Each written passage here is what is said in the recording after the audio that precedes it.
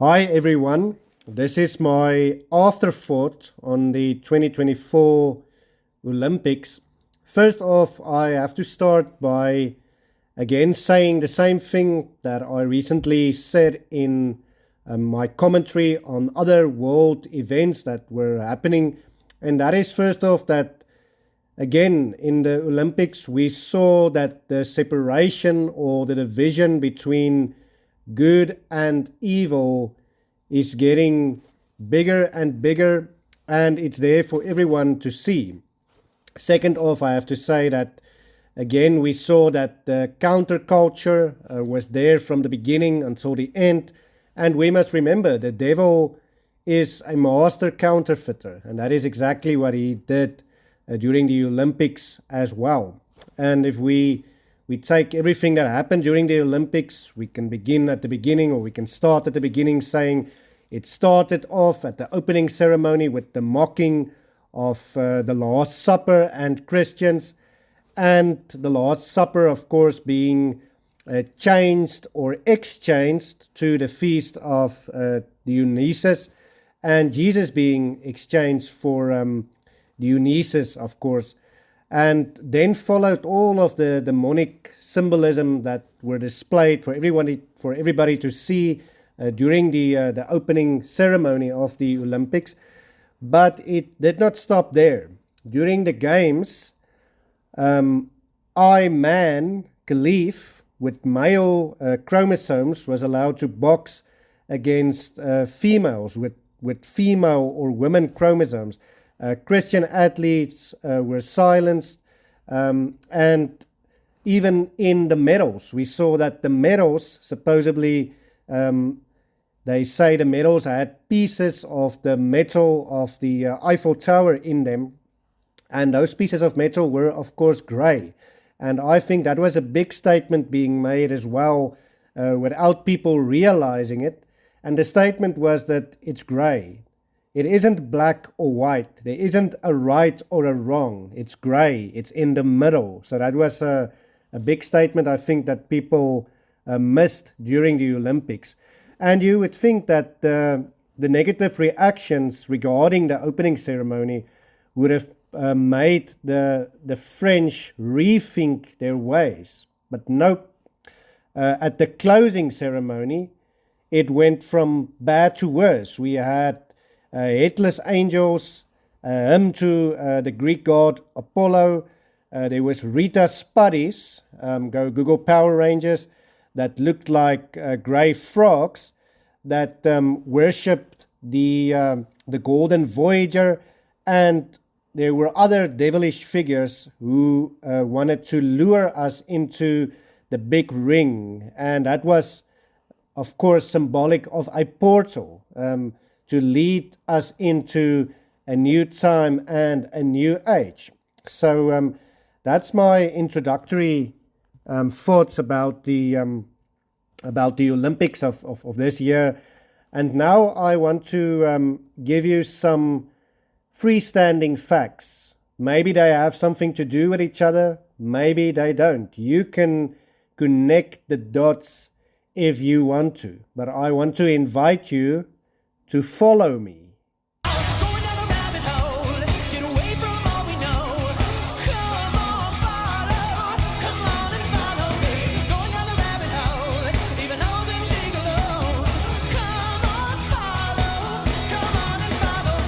What could a rabbit possibly be late for? Please, sir! I'm late for a very important date. No time to say hello, goodbye. I'm late. It must be awfully important, like a party or something. Mr. Rabbit, wait! No. I'm overdue. I'm really in a stew. No time to say goodbye. Hello, I'm late. My, what a peculiar place to have a party. You know, Dinah, we really shouldn't be doing this.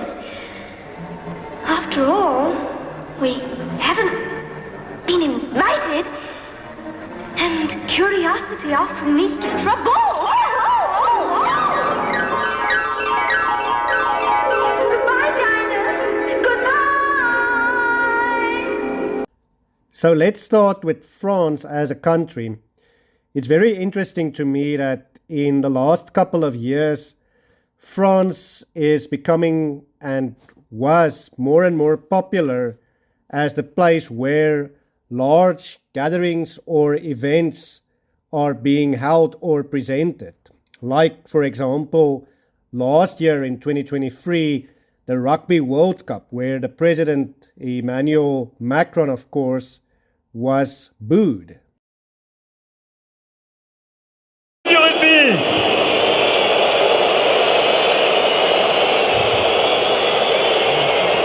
Pour nous tous, pour nous Français, c'est une immense fierté d'accueillir sur notre sol toutes les équipes de la Coupe du Monde de rugby et bien sûr nos Bleus.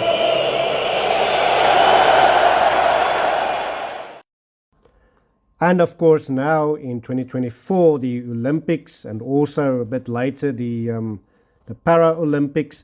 But the question is, who exactly is France? We know, of course, that France comes from the Franks. It was the Franks who founded France. And the Franks, of course, were pagan worshippers who worshipped pagan gods like the bull that we also saw at the opening ceremony of the 2024 Olympics. But an important figure is, of course, Clovis I. And Clovis was or is considered the first king of France. And of course, he was the king of the Franks at that stage. And they came to Gaul, that is today's France, and he founded France as their first king.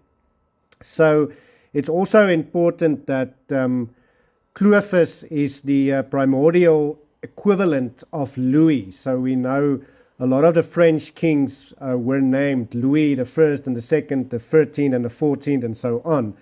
But what makes Clovis special is Clovis's attributed coat of arms, or his family shield, has 3 frogs on it. So that's quite important. So what makes frogs important? Well, the French are called the frogs, but why?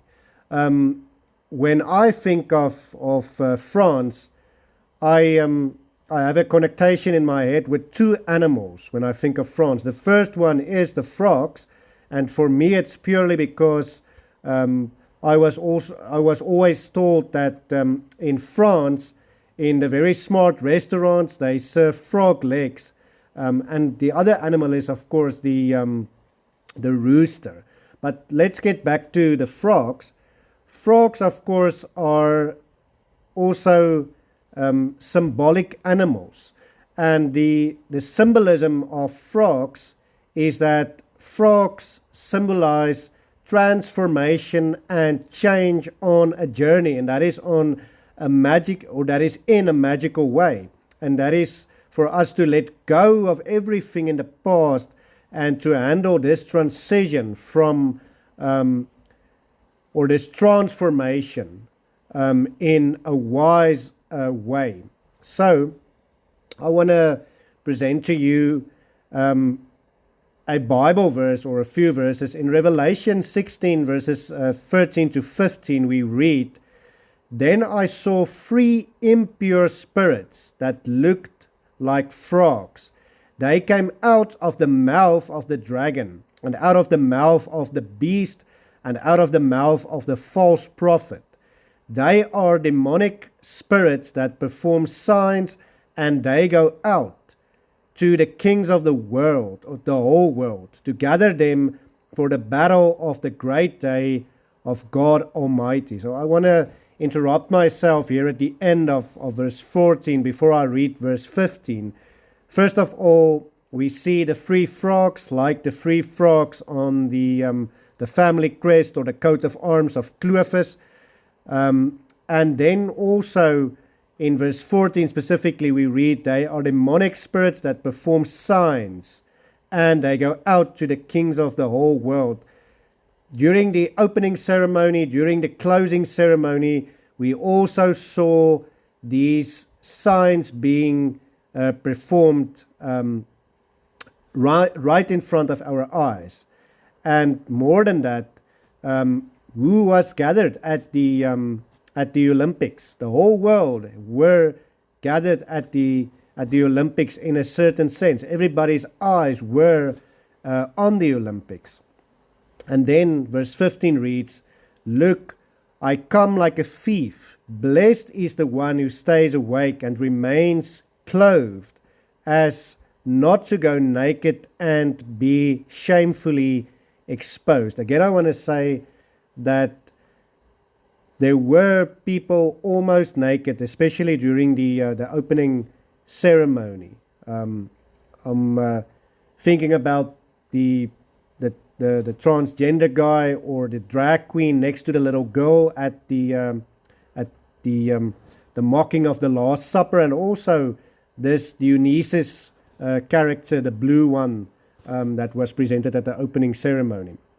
But yes, it's important furthermore that we should know that these frogs on the coat of arms or the family shield or crest of this Clovis character was attributed. So before the year 1130 or 1140, in that range, there weren't any pictures or symbols on coat of arms, but in the French world of art, they attributed or assigned symbols or pictures to coat of arms or family crescents or shields. And it's just interesting that Clovis's coat of arms had these 3 frogs, and interestingly enough, also in the French art, we see that the devil's coat of arms also had 3 frogs on it. But continuing with the story of Clovis, according to legends or the legend or the stories, Clovis's coat of arms were changed, or he changed his symbolic pictures when he became a Christian, according to the stories. And he changed it from the 3 frogs to, of course, the flowers, the 3 lilies, or as we know them, the fleur-de-lis or fleur-de-lis. But my question is, if you really look at those fleur-de-lis, the lilies, and you squint your eyes, then they look an awfully lot just like frogs. And the question is this just a deceiving act in the form of the lilies? Is this something being transformed here into something else, but not really being transformed? Are the frogs or the lilies just still frogs in the skies? That's the question I want to ask, because when I look at the fleur-de-lis and I squint my eyes and I look at the frogs, they look exactly the same. So, but it's important to know that frogs have always been associated with magic, and especially black magic. But it's also important that even before Clovis, there was a connection in his family line with frogs. So his father, Cedric I, was found in his tomb with a medallion with him that had a symbol of a frog on it. So it's interesting that that is also this medallion that was found with him. I just want to make the connection with the medals that is given to the victors or the first 3 places at the Olympics. And remember those putties of Rita Repulsa of the Power Rangers at the closing ceremony as well. And to me, those putties look like grey frogs. So I'm just making this connection. You can connect the dots if you want to. But what is important is that the medallion with the frogs is very important because it connects the French with frogs even before the time of attributed coat of arms or family shields. But let's go full circle back to the present. Many French kings later, we don't have kings anymore, but now we have presidents. And Macron is, of course, the the French president at the moment. And it bothers me that the French president's name is Emmanuel. To Christians, the word Emmanuel, of course, means God with us. And my question is this a frog disguised as a fleur-de-lis? Macron says in his political views that he is not choosing sides. He's not left or right, but rather he's in the middle. He is grey, just like the medals at the Olympics. But I rather think that he is on the left side and he's trying to disguise himself as someone in the middle or someone that is grey. But it's important to know that the Olympics really show the true face of France. But what exactly is that? Is it maybe Macron? Is he the true face of France? Because it's interesting, not only do I think his name is something in disguise, but also his last name, Macron. Macron literally means a mark or a symbol placed on top of something else. But back to France as a country or a nation, of course, where the Olympics were held this year. France, of course, is also very well known for the Eiffel Tower. Now, the Eiffel Tower was, of course, built to celebrate the 100th anniversary of the French Revolution. And I want to ask the question, what was the big slogan of the French Revolution? It was, of course, the slogan of liberty, equality, and fraternity. But I want to ask the question, what was the real intention of this slogan of the French Revolution? The slogan, of course, was coined by Maximilien Robespierre. Again, in his surname, Robespierre, I can't help but to read the word robe. And in Revelation 4, verse 4, we of course read that the children of God will be clothed with white robes. And I'm just wondering, what was the robe, or what is the robe that Maximilien Robespierre wanted to clothe the citizens of France during that time, at least, with? But back to the slogan. What's the slogan really about? If we really go deeper into the slogan, I want to make the statement that it is about people that do not want to be ruled by anybody else but themselves. And there's a process. So first, we want a king, someone that we can vote for. So maybe that's a president. But ultimately, it's about absolute freedom. Nobody must tell me what I should do, and I want to do and I will do what I see fit. In 1 Samuel 8 verses 19 and 20, we read, "But the people refused to listen to Samuel. No, they said, 'We want a king over us. Then we will be like all the other nations, with a king to lead us and to go out before us and fight our battles.'" And I think even more to the point, in Judges ends with this verse in Judges 21, verse 25. "In those days Israel had no king. Everyone did as they saw fit." Everyone did as they saw fit. So the worship of self is one of the forms of Satanism. And this is what Satan's temptation already in the garden to Adam and Eve was. You don't have to worship God. You don't have to listen to Him. You can disobey Him, and then you can worship yourself. And in Paris, back with the French Revolution, specifically in a date that is named 1793, residents of Paris painted the words "unity," "indivisibility of the Republic," "freedom," "equality," or "death" on their houses. And that's the point. There we see them showing us their true faces. If you don't go along or you don't agree with our ideologies, then it's or death, then or you will die. And that's the point And that's the freedom that people wanted from the beginning. Also in 1793, during the French Revolution, Marie Antoinette was executed for treason, sexual abuse of her son, and also for theft.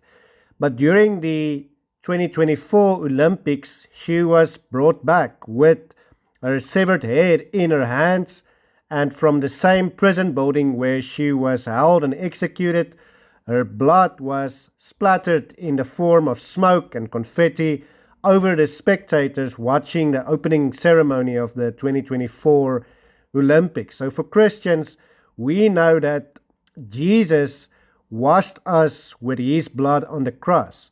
But in the counterfeit culture of Satan and the Olympics, we are being drowned in the blood of Marie Antoinette that burst from the building. Remember, she's the one that said, when her servants told her that her people are starving and they don't even have bread to eat, her famous words were, "Let them eat cake." And I want to ask the question, is there something of today's narcissistic feminism to be seen in Marie Antoinette? Is this maybe, this is the question I want to ask when it comes to her, is this maybe the devil that had a specific symbolic message at the 2024 Olympics, but God using the devil to also convey a message to us about feminism and the ways, the narcissistic ways that Marie Antoinette had, and of course that led to her death. My next question is there a connection between headless Marie Antoinette at the opening ceremony and a headless angel said to be Nike at the closing ceremony of the 2024 Olympics? So on the topic of the Olympics, I think that's where we all miss the point.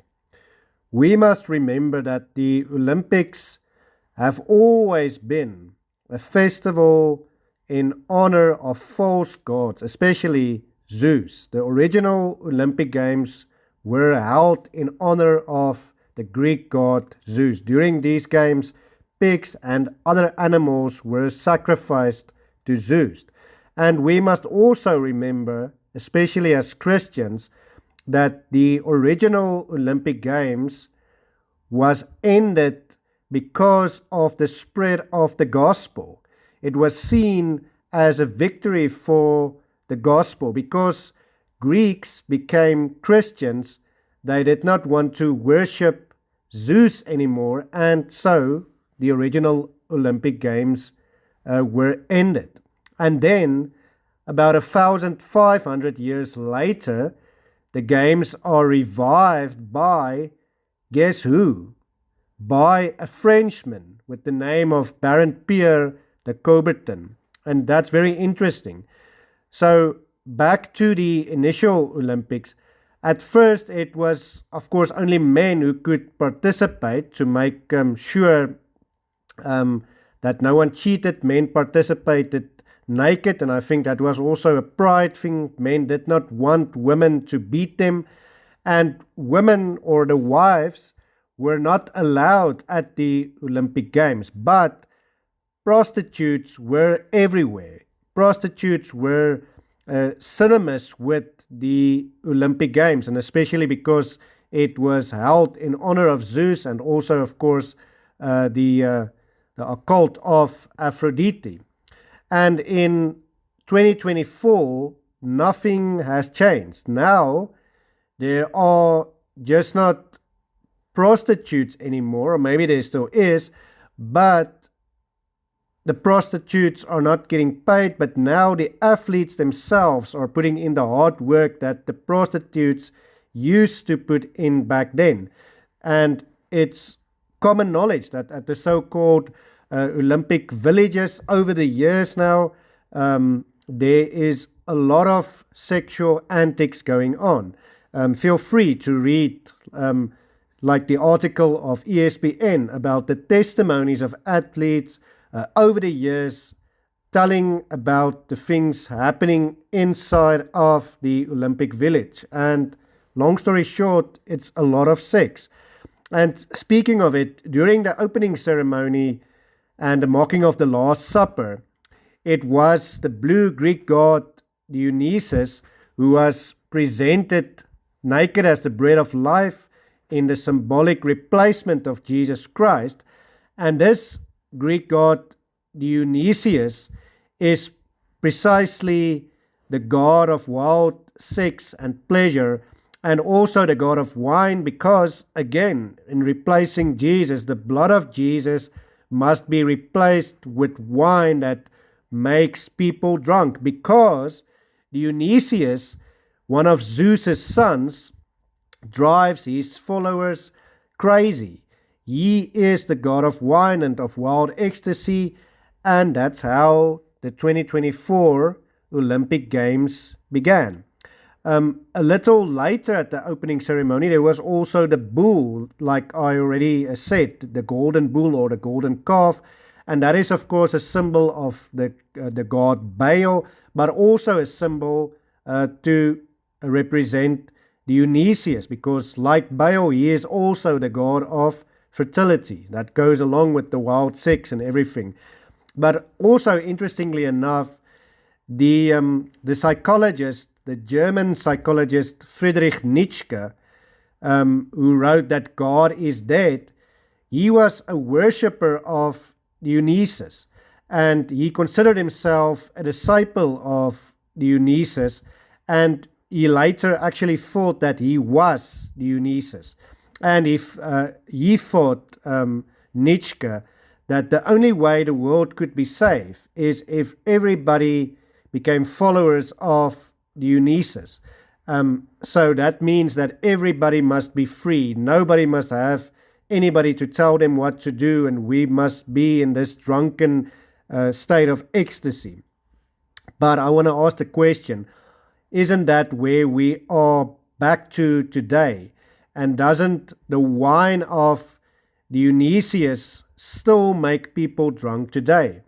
Of course, under the banner of inclusion, the world can say and do anything they want. And under inclusion, of course, people can get away with everything. In the name of inclusion, you can exclude. In the name of diversity, you can ban people. In the name of equity, you can do to Christians what you can do to no other religious group. And Christians are standing by and watching. And to end it all off, closing statements from me, the Olympic Games were like a jackknife from start to finish, starting with the mocking of God and ending with satanic rituals and people being led through the portal of the rings into a new satanic era. Everything was perfectly planned out from beginning until the end. The 5 rings of the Olympics are supposed to symbolize the gathering and the unification of the world. But in a certain sense, that is exactly what happened. The world was gathered together, and over here, satanic symbolism was fed to everybody, and everybody was at the end led through the portal, the ring, into this new satanic era.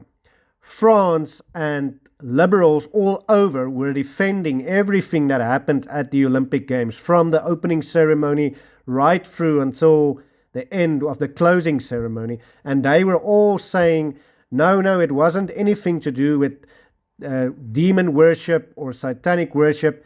It was giving honor to the Greek gods. And then I almost want to say, yes, that's exactly the point. If you're not worshiping the true and God, the one that made everything, then you are worshiping Satan. In Mark 9 verse 40, Jesus says, whoever is not against us is for us. And the opposite of that is also true. If you're not for Jesus, then you are against him. Another question that I want to ask is, who decided that the Olympic Games should be the big sporting important festival or tournament that everybody watches, because there are a lot of other sporting events. And why are we paying attention to the Olympics even? That's my question. But then I want to end off with this, and Christians should not miss this. God was also at work during the Olympic Games, despite of and in the midst of everything going on at the Olympics that was wrong. God was still at work. Christian athletes made their mark and confessed their faith. I'm thinking of a lot of Christian athletes, but just to name a few, like Novak Djokovic, like Sydney McLaughlin, LeBron, like the Brazilian surfer, and also there were beautiful things happening, like the Fijian sports teams that sang worship songs every morning. There was the U Version Bible app during this whole Olympics that had Olympic athletes that gave the Bible app or the verse of the day. And there were many more stuff like that happening. But I want to end off with this thought. We said that one of the animals, when we think of France, that we think of is a frog, and we spoke about the frog. The other animal, of course, is the rooster. And I want to make the statement and say that for Peter, when he denied Jesus, when the rooster crowed for the third time, that was the big wake-up call for Peter. And I want to ask, is the rooster of France, is that not also the wake-up call for Christians in the time that we find ourselves in? Thank you very much.